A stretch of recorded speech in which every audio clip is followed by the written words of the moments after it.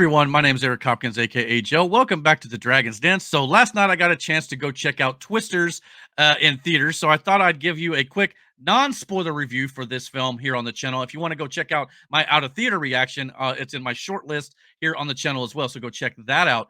The film stars Daisy Edgar-Jones, Glen Powell, and Anthony Ramos here. This trio of characters pretty much are the ones who anchored this film, mostly centered around Daisy Edgar-Jones's character and Glen Powell's character.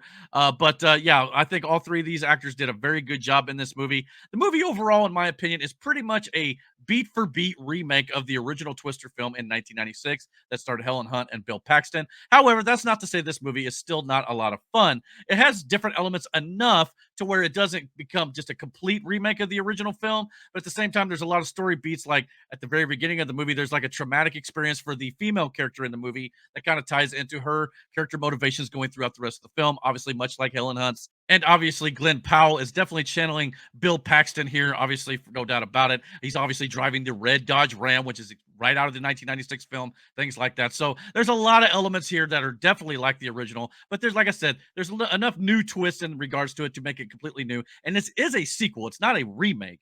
There are not very many references to the 1996 film in this movie. However, there is a shot at the very beginning of the film of the Dorothy contraption that they use in the first film. Other than that, there's really no actual homage to that first film. The only other homage I can actually think of would be the fact that in the first film, there was a sequence that involved a drive-in movie theater. In this one, the finale gets kind of centered around an actual movie theater. So that's kind of interesting, I guess. I just felt like coming out of this movie, like the original film was just far better in the storytelling department. It's pretty much the same sort of story that they're trying to do in the first film without the actual kind of payoff so much at the end, in my opinion.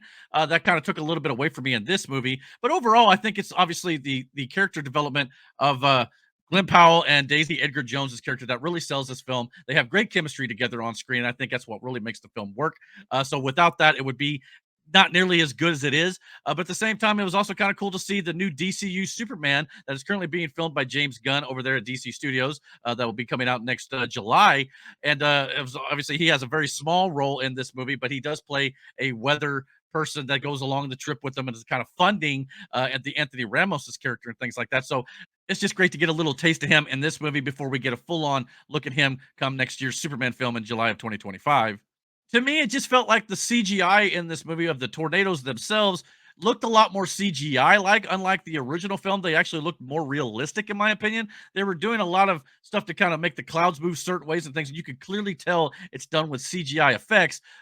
In the old movie, it just felt like it was actually real tornadoes being shot on screen. This one, I mean, don't get me wrong, the effects are very serviceable and they're good enough to pass off in a lot of regard. There's one shot in particular where like there's wind blowing in like a cornfield going through the plains, and I just kind of felt like, all right, well, that is clearly a CGI effect, no doubt about it. But I mean, it was used for effect for the storyline for sure. But I just felt like there were certain instances where I would much rather have seen the old CGI that was in the first film because it just felt like it came off more real to me. I highly recommend if you want to go check out this movie, go see it on the largest screen possible and definitely go find a theater that has the best sound that you could possibly find because the sound editing in this is absolutely outstanding and it's top notch and it's definitely worth the ticket price alone. But overall, if you want to see the best Twister movie, you can watch it at home with the 1996 film.